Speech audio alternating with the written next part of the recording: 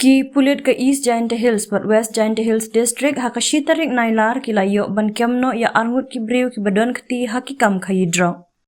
Hadin balayo ya ke jingtip ke bathi kena ki pulit kilayo kiam ya ukumen lang dekhar katba udang wan nakalany Assam sha jawai hakaba kilayo ban kurup hadu khat ar point lai gram u heroin bala thep hakasenduk sabon lembat ke mobile phone.